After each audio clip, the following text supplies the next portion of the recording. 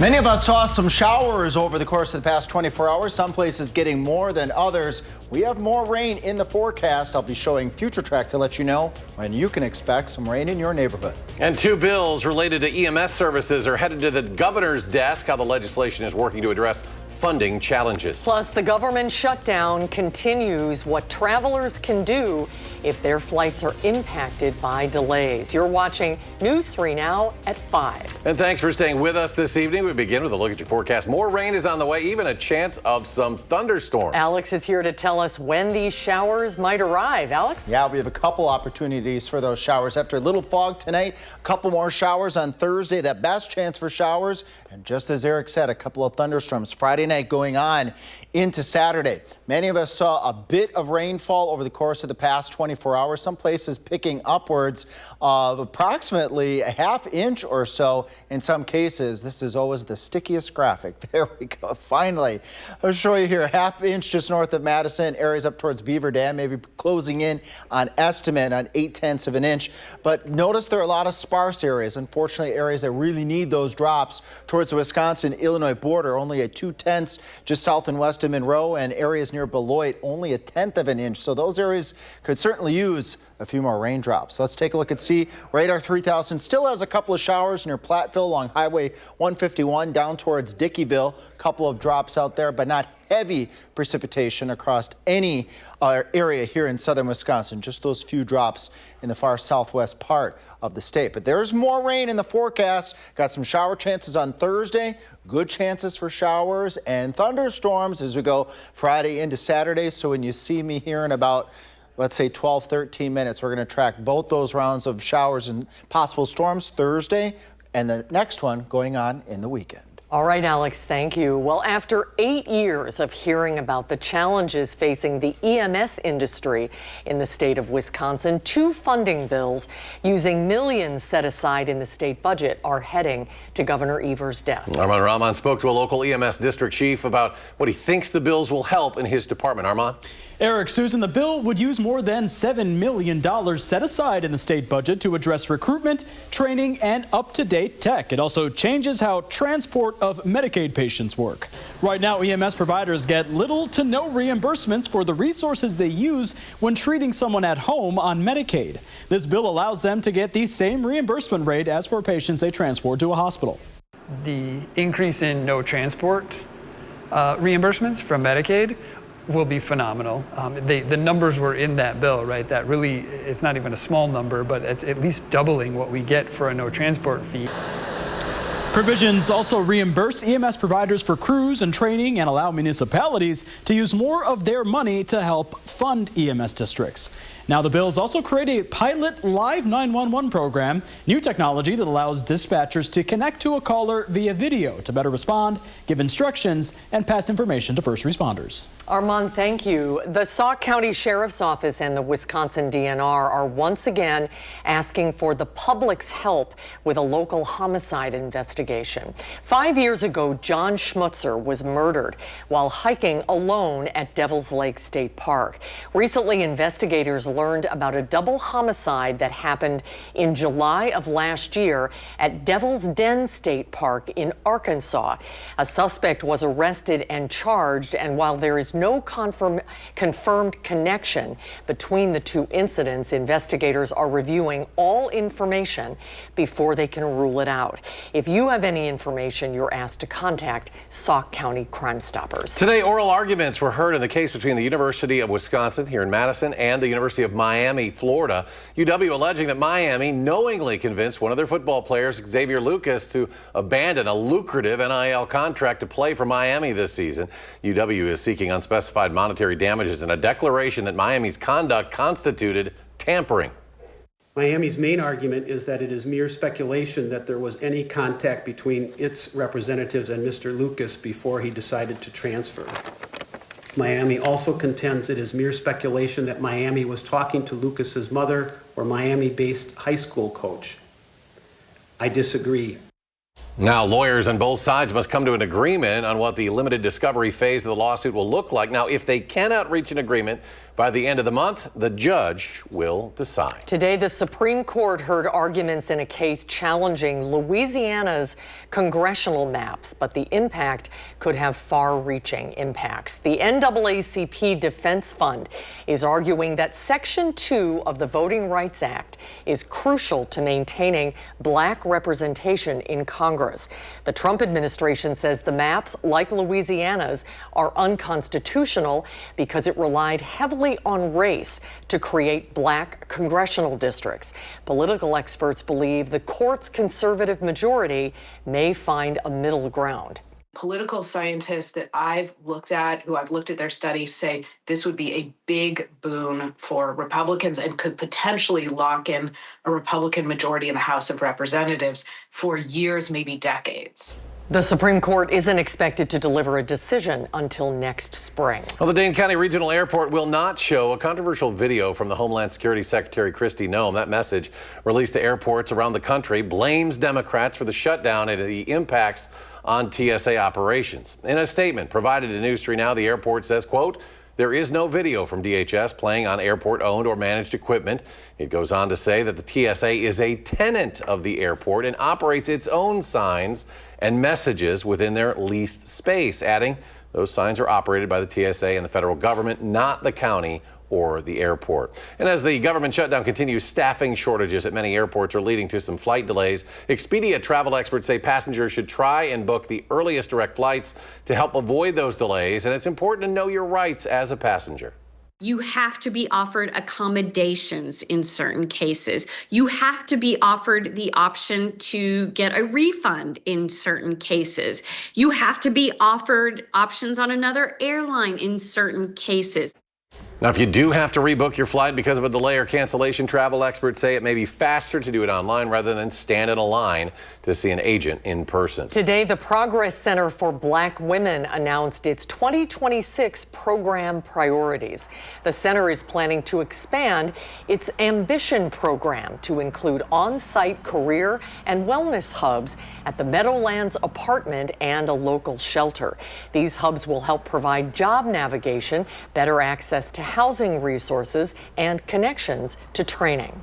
We're doing what we know works, layering in stability and access so Black women can maintain employment, have their tools necessary when it's time to pivot or you're pushed to pivot, and sustain their health and well-being while doing it. The Progress Center for Black Women also announced a new community-driven fundraising campaign. They're looking to secure 1,000 supporters who will pledge a minimum of $20 a month for the next 3 years. The USS Cobia is back in Manitowoc after being dry docked for repairs. That vessel, built back in 1943, it's been a proud centerpiece of the Wisconsin Maritime Museum. It's also a lasting reminder of Manitowoc's role in World War II submarine production. The Cobia had been dry docked in Sturgeon Bay for repairs since September 7th. It was exciting to have it here. It was exciting to work on it, and it's exciting to see it go because you've done it, but now you don't have the opportunity to see it every day. And although it returned today, the Cobia will not be open to the public until a later date. Well, terrace season is coming to an end, which means the colorful sunburst chairs decorating the Memorial Union will soon be gone for the season. The chairs will be leaving at 8 a.m. on October 27th. The terrace first opened in 1928, with the first full terrace season taking place the following year. The iconic green, orange, and yellow sunburst chairs first came to campus in 1933. Always hate to see them be put away for the sad. year. It hurts. Next at 5, concerns rise after an outbreak of measles on the East Coast. And still no end in sight for the government shutdown. The growing frustration from federal workers as they continue their jobs unpaid. And a little later at 5, Packers kicker Brandon McManus is still dealing with that nagging injury. Jason Wilde has an update on his condition and how they'll deal with it again this week if he can't play.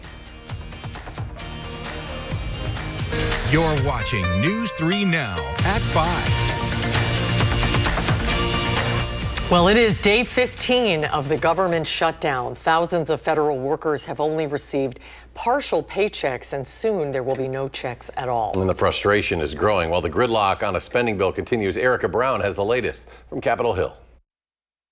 after her last paycheck failed to arrive as scheduled. Army First Sergeant Tiffany Doby says she's now applying for a loan from her credit union. I have bills due on the 15th. I have bills due on the 1st. 3 children to take care of. The Trump administration says service members will be compensated today after it rearranged Pentagon funds, but it's unclear how long those funds will last. If the Democrats continue to vote to keep the government closed, as they have done now so many times, then we know that U.S. troops are going to risk missing a full paycheck at the end of this month. The deadlock has extended the shutdown into a third week, with Democrats demanding concessions on health care, including extending Affordable Care Act subsidies and reversing cuts to Medicaid. Iowa mother Jonna Higgins-Fries has 2 children with chronic illnesses and relies on Medicaid. I don't know why we let Republicans waste our time saying that we can't provide health care for everyone.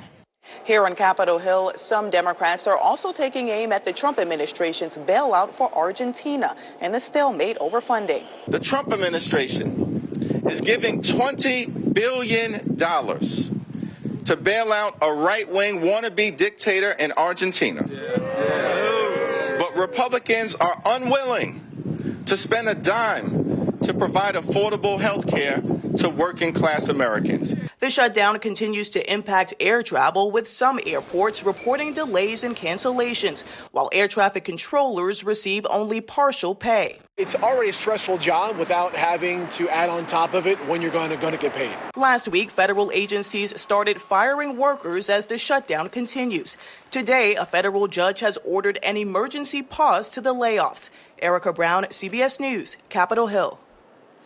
The ceasefire in Gaza is being put to the test. The Israeli government says one of the 4 bodies handed over by Hamas is not one of Israel's hostages.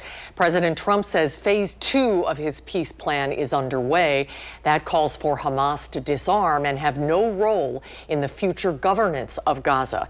But Hamas said last night it would not lay down weapons until a Palestinian state is established. There is growing concern over a measles outbreak in South Carolina. Health officials have confirmed 16 cases there since July, and nearly 140 unvaccinated students in 2 schools are being forced to stay home for 3 weeks nationwide. Cases are at a more than 3-decade high, while vaccination rates among kindergartners have been trending downwards in recent years. Measles is so contagious that it needs a very, very high level of vaccination in order to achieve that herd immunity. And so if it dips down at all, there's the risk for this highly contagious virus spreading very quickly. Symptoms can take 1 to 3 weeks to appear, so someone could be sick and be spreading it without even realizing it. According to the CDC, the measles vaccine is safe and effective. Now to the forecast. More showers are on the way. Alex, do you think we'll expect any rain over the weekend? Yes, and we're going to be keeping a close eye on that Badger game against Ohio State, because we're going to be right up against a cold front with showers and a couple thunderstorms. Good chances Friday going into Saturday. Can't dismiss our chance on Thursday as well. We're going to track all of these shower chances, even a couple showers out there still right now on radar 3000 from Belmont over to Platteville, right along Highway 151, just south and east of Dickeyville. A couple of raindrops still left over from our weak weather system that brought anywhere from 1/10 of an inch towards the Wisconsin-Illinois border to about 1/2 inch for areas Madison and towards the north. Chances for water sparse tonight, but as we go into Thursday, a couple more showers, maybe a rumble or 2 of thunder as a warm front moves into southern Wisconsin. The winds are going to turn out of the southeast and south, and that's going to usher in warmer air, and with that warmer air brings that chance of an isolated shower or 2, maybe a rumble or 2 of thunder as well. Then all that shower activity is going to go off towards the east as that warm front moves through. Amounts not very high, about 1/10 of an inch at most across the area, so pretty sparse amounts of water as this warm front moves into southern Wisconsin. But we got more rain in the forecast. That slight chance overnight, those few showers on Thursday, good chances Friday night going on into Saturday. Here's how that weather system plays out here. That cold front gets closer Friday at 6 o'clock. Richland Center, Dells, Lone Rock, Boscobel, Viroqua over towards Mineral Point, showers, maybe a thunderstorm or 2. That cold front eases into southern Wisconsin as we head towards the midnight hour on Saturday. Showers and thunderstorms getting closer to Madison up towards Beaver Dam. We can't rule out an isolated strong storm during this time frame here. And if we can warm up on Saturday again, we could be looking at reinvigoration, meaning more showers, more storms popping up a little bit later in the day. And here's 2:30 p.m. that kickoff against Ohio State. We just have a couple showers near the Madison area, but dry stuff to the west. Hopefully we can get that dry patch to move in here during the game and then bring that water back because we need the water. Showers and that clapper 2 of thunder widespread Saturday night going on into Sunday, and that weather system then will scoot off towards the east. Winds are going to come in out of the north and out of the west pretty strong on Sunday afternoon. At 6, I'm going to show you a little bit more about the wind expected with this weather system Friday going on into Saturday. Tonight we'll do 49 in Madison, 52 in Lone Rock, 49 in Camp Douglas, and still hanging on to 54, our friends in Platteville. Look above my head here. Average low, 40 degrees for this time of year. So about 10 degrees above normal. We'll do about 5 to 6 degrees above normal with those few showers. Temperatures well into the 60s on Thursday, but cloudy skies are expected across the area. Then we look at the 10-day forecast here. There's that Saturday, 69 degrees with Badger game going on, a couple of showers, especially early in the day, and then again late in the day. Look at those temperatures later in the forecast, upper 50s to right around 60. That's where we should be for this time of year. So some wet stuff on the way for southern Wisconsin and then drying out as we go into the following week. Let's break the Badger football forecast down here at Tailgate. 64 to 67 temperature-wise, breezy and cloudy. Maybe a shower at that kickoff time at 69, but I think those showers will be pressing off towards the east. We get a break, and then more showers and thunderstorms move into the area later Saturday night. Hopefully that pans out so we can get the game in dry but mild. All right, Alex, thank you. And don't forget, set your reminder. The Winter Ready Special airs tonight at 6:30 right here on Channel 3. Learn why bitter cold and heavy snow may be less common this winter, how winter alerts are issued, how recent winters affect our pets, and what we can expect in southern Wisconsin this winter season. It airs immediately following our 6 p.m. newscast right here on News 3. Still ahead at 5, several players are still on the injury list for the Packers. Jason Wilde tells us about kicker Brandon McManus's condition and who is stepping up if he can't go.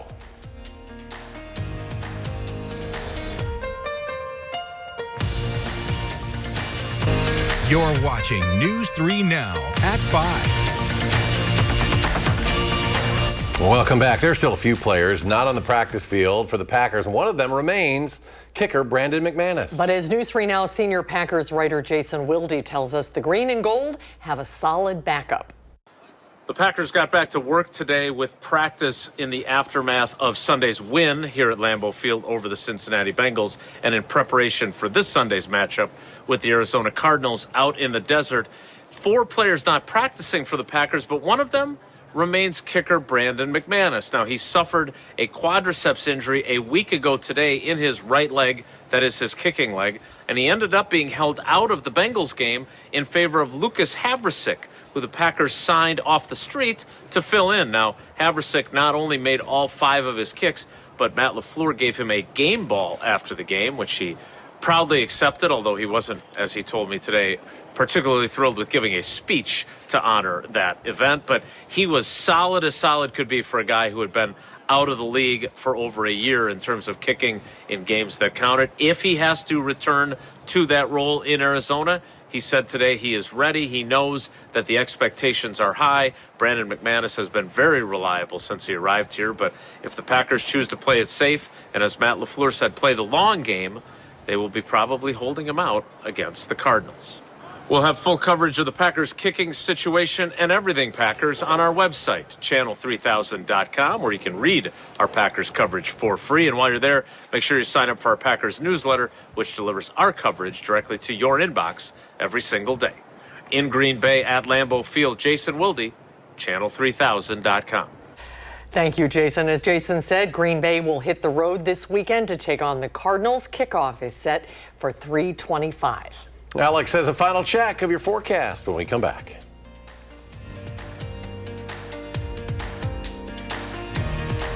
Is highly toxic and unsafe in high quantities. So what's it doing in your protein supplements? We'll tell you which brands are the worst offenders. And a town rebuilt from rubble and reborn with purpose. Our Eye on America takes you to Greensburg, Kansas for the story. That's tonight on the CBS Evening News. And then coming up at 6, we'll have continuing coverage after officials at the Dane County Airport say they will not play a controversial video from the Homeland Security Secretary. That story and more at the top of the hour on News 3 Now at 6. Finally tonight, scientists in England have uncovered a giant set of dinosaur tracks. The massive trail of footprints stretches over 650 feet at an old mining site in Oxfordshire. The tracks were made more than 160 million years ago by enormous sauropod dinosaurs. Researchers used controlled explosions to reach the dinosaur footprints that are buried deep under layers of limestone. And alongside the prints, they found ancient sea creatures, suggesting that the area was once a shallow sea. It's one of the largest dinosaur trackways found in the UK. Interesting stuff. The Loch Ness Monster they found under there. Alex is back. Final check of the forecast. Yeah, shower activity tonight pretty sparse. A couple showers as we go on into Thursday. Even you hear see on radar 3000. Not a whole lot out there, but that is going to change. Even though Future Track has got those few showers there dwindling tonight. We'll have more showers on Thursday and then much better chances for rain Friday night going into Saturday with the cold front. Coming up at 6, we'll track some of the wind gusts that you can expect Friday going on into Saturday, so you're not going to want to miss that. And then, again, don't forget our winter weather special, 6:30 p.m. here on Channel 3. We need a monsoon for the Ohio State game. Even the playing field a little bit. Yeah. Thanks, Alec. Thanks for watching at 5, everybody. The CBS Evening News is coming up next. You can always find us streaming 24/7 at Channel 3000+.